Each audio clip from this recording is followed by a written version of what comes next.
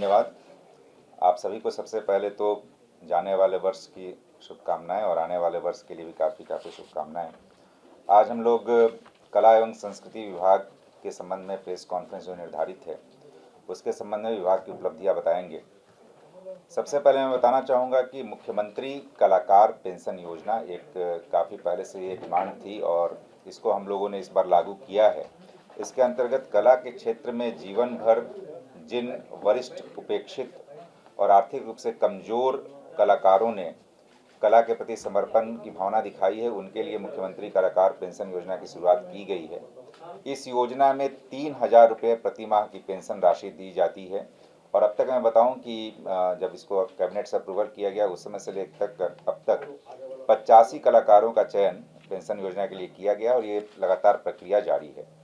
इसी प्रकार एक नई योजना और लागू की गई है, मुख्यमंत्री गुरु शिष्य परंपरा योजना। इसके अंतर्गत जो अनुभवी कलाकार हैं उनको गुरु बनाया जाएगा और जो युवा जो इच्छुक हैं उन कलाओं को सीखने के लिए वो शिष्य कहलाएंगे और जो भी पारंपरिक कलाएं हैं, चाहे लोक कला हो, संगीत हो, नृत्य हो, वादन हो, जो कि सामान्यतः अब विलुप्त होती जा रही हैं, उन कलाओं को पुनर्जीवित करने की ये योजना है और इसके अंतर्गत विभिन्न मंचों से हम लोग आवेदन प्राप्त कर रहे हैं और 233 आवेदन अब तक प्राप्त हुए हैं, जिनमें चयन की प्रक्रिया जारी है।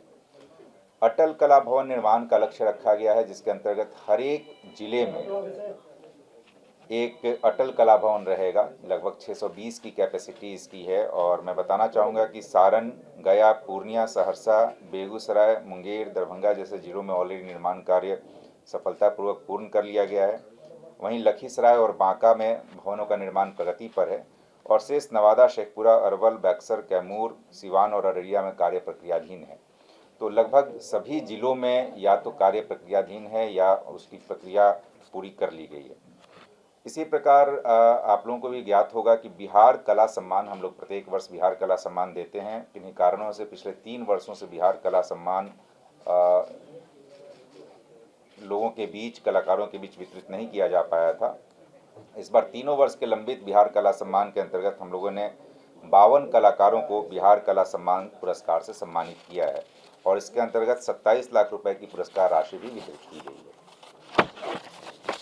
कलाकारों की सुविधा के लिए और विभाग को भी बेहतर समन्वय हो सके, इसके लिए कलाकारों के पंजीकरण पोर्टल को लॉन्च किया गया है। कलाकारों के लिए पंजीकरण पोर्टल बनाया गया है, जिसके अंतर्गत कलाकार अपने संबंध में स्वयं मेरे हम लोगों के वेबसाइट पर आकर के रजिस्ट्रेशन कर सकते हैं और अभी तक मैं बताऊं पूरे राज्य से 3800 से भी अधिक कलाकारों ने विभिन्न कला रूपों में पंजीकरण कराया है। इसका फ़ायदा यह है कि हम लोगों को उनकी कला विधा के बारे में, उनके एज के बारे में, उनके लोकेशन के बारे में, उनकी अभिरुचि क्या है, किस क्षेत्र में वो प्रदर्शन करना चाहते हैं, ये सारी चीज़ें हम लोगों को ऑनलाइन जानकारी मिल पाती है। जैसा आप सभी जान रहे हैं कि बिहार फिल्म प्रोत्साहन नीति का प्रभावी क्रियान्वयन लगातार पिछले वर्ष से, जब से ये नई पॉलिसी आई है, लगातार कार्य किया जा रहा है और अब तक 37 से भी अधिक फिल्मों, वेब सीरीज और डॉक्यूमेंट्री परियोजनाओं को शूटिंग की अनुमति दी गई है और कई फिल्मों की शूटिंग भी लगातार आप देख पा रहे होंगे पटना और राज्य के विभिन्न जिलों में किया जा रहा है।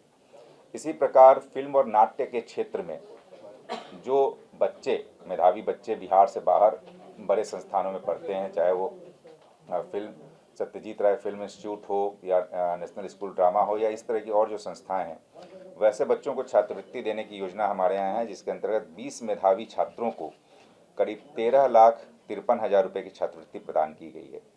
अंतर्राष्ट्रीय मंचों पर भी और राष्ट्रीय मंचों पर भी बिहार की सशक्त उपस्थिति दर्शाने का कार्य किया जा रहा है। जहाँ भी बड़े कार्यक्रम होते हैं वहाँ प्रयास किया जाता है कि बिहार की नीतियों का अच्छे तरीके से वहाँ प्रचार प्रसार किया जाए। इसी के क्रम में जो international film festival of India Goa में हर साल आयोजित होता है, उसमें वो 56वां अंतर्राष्ट्रीय फिल्म महोत्सव इस बार था। वहाँ भी बिहार की सक्रिय भागीदारी निभाई गई और बिहार के द्वारा अपनी योजना, अपनी पॉलिसी का काफ़ी व्यापक प्रचार प्रसार किया गया और इसका परिणाम यह है कि कई न सिर्फ देश बल्कि विदेश के भी निर्देशक, निर्माताओं ने बिहार में आकर फिल्म शूटिंग करने की इच्छा जताई है, तो अभी प्राइमरी स्टेज पे है। बिहार फिल्म विकास एवं वित्त निगम लिमिटेड को मजबूत करने का प्रयास किया जा रहा है। उसकी जो पुरानी देनदारियां थी उनको समाप्त करने की भी प्रयास किया गया है और 38 पदों को स्वीकृत करा करके उसके नियुक्ति की प्रक्रिया प्रारंभ की गई है ताकि इस निगम को मजबूत किया जा सके। साथ ही साथ बिहार फिल्म एवं ड्रामा संस्थान की स्थापना करने की सैद्धांतिक स्वीकृति प्राप्त की गई है।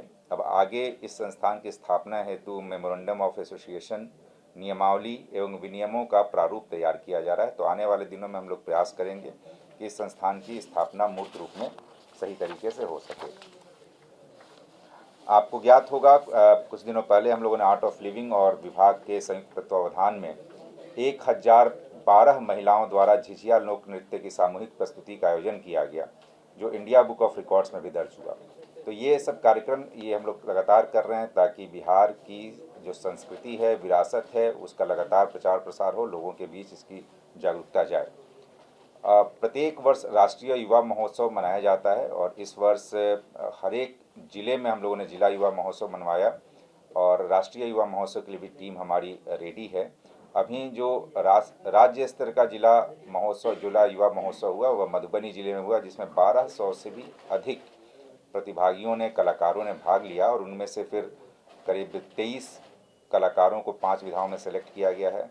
इसी प्रकार 10 ट्रैक युवा अन्य जो कार्यक्रम है माई भारत पोर्टल के द्वारा, उसमें ऐसे competition, leadership assessment round, quiz, इन सब कार्यक्रमों में भी करीब 45 लोगों को, युवाओं को चयनित किया गया। ये सभी युवा जाकर के पार्टिसिपेट करेंगे नई दिल्ली में, जो 12 जनवरी को होता है। आपको जानकारी होगी कि बुद्ध सम्यक दर्शन संग्रहालय सह स्मृति स्तूप लगभग 550 करोड़ की लागत से इसका निर्माण कराया गया और इसको आम दर्शकों और पर्यटकों के लिए चालू कर दिया गया है। और यह भी बताते हुए काफ़ी हर्ष हो रहा है कि लगभग 8 से 10 हज़ार लोग प्रतिदिन वर्तमान में वहाँ जा रहे हैं, जबकि इसको अभी आरंभ हुए मात्र 2 महीने हुए हैं। तो हम लोगों ने इसकी वेबसाइट लॉन्च की है और यह भी प्रयास कर रहे हैं कि वहाँ अन्य सुविधाएं भी दी जाएं, जैसे विपश्यना, वहाँ पर ध्यान केंद्र भी है, लाइब्रेरी भी है और बाकी तमाम तरह की चीज़ें हैं जिनको लगातार डेवलप करने का प्रयास किया जा रहा है। बिहार फिल्म विकास एवं वित्त निगम लिमिटेड की जो मैंने बात बताई, उसके भी वेबसाइट को काफ़ी नया और नूतन कलेवर प्रदान किया गया है, जिसको मोस्ट प्रोबेबली कल हम लोग लॉन्च करेंगे। और इसके माध्यम से भी हम लोग प्रयास कर रहे हैं कि फिल्म शूटिंग से संबंधित जितनी भी सुविधाएं और जानकारियां निर्माता निर्देशकों को घर बैठे बैठे मिल सके, वो सभी इस वेबसाइट पर हम लोग पोस्ट करेंगे। यदि हम लोग उत्खनन एंड जो हमारी पुरानी संरचनाएं हैं उनकी बात करें तो लखीसराय में ऐतिहासिक लाल पहाड़ी है, उसके संरक्षण एवं पर्यटक सुविधाओं के निर्माण के लिए करीब 29 करोड़ 28 लाख रुपए की लागत से एक महत्वाकांक्षी योजना प्रारंभ की गई है। इसी प्रकार बिहार के छपरा सारण में करिंगा एक स्थान है, जिसको कि बिहार प्राचीन स्मारक एवं पुरास्थल संरक्षण अधिनियम 1976 के तहत संरक्षित स्मारक घोषित किया गया है और इसको भी डेवलप करने के लिए हम लोग प्रयासरत हैं। इसके लिए भी डीपीआर बनाया जा रहा है। इसी प्रकार दरभंगा में अहिल्या स्थान के संरक्षण और सौंदर्यीकरण करने हेतु योजना का निर्माण किया गया है और प्रशासनिक स्वीकृति भी प्रदान की गई है। सहरसा जिले में बाबा कारू खिरहर संग्रहालय के नए भवन के निर्माण हेतु करीब 15.5 करोड़ रुपए की प्रशासनिक स्वीकृति प्रदान की गई है। विभाग में लगातार हम लोग विभाग को भी मजबूत करने का प्रयास किया जा रहा है और बिहार में 2 नए अनुभागों की स्थापना की गई है, लेखा एवं बजट अनुभाग तथा सांस्कृतिक कार्यक्रम अनुभाग। इसके लिए मंत्रिमंडल से 25 नए पदों की स्वीकृति भी प्राप्त की गई है। इससे हम लोग आश्वस्त हैं कि विभागीय प्रशासनिक क्षमता बढ़ेगी और सांस्कृतिक कार्यक्रमों का सुचारू एवं प्रभावी क्रियान्वयन भी सुनिश्चित होगा। इसी प्रकार संग्रहालय निदेशालय का भी विस्तार किया जा रहा है, 139 नए पदों की स्वीकृति प्राप्त की गई है और साथ ही साथ मैं बताऊं कि जो बुद्धा सम्यक दर्शन संग्रहालय सह स्तूप है, उसके लिए भी 42 पदों की स्वीकृति प्राप्त की गई है। अभी हाल ही में हम लोगों ने पिछले सप्ताह ज्ञान भारतम मिशन के अंतर्गत पांडुलिपि संरक्षण हेतु, चूँकि आप जानते हैं बिहार की जो ऐतिहासिकता है, जो प्राचीनता है, काफ़ी बेहतरीन रही है। सभी धर्मों का प्रादुर्भाव यदि बौद्ध जैन धर्म की बात करें तो यहाँ हुआ है। तो यह काफ़ी बड़ी संख्या में मैन्युस्क्रिप्ट्स हैं।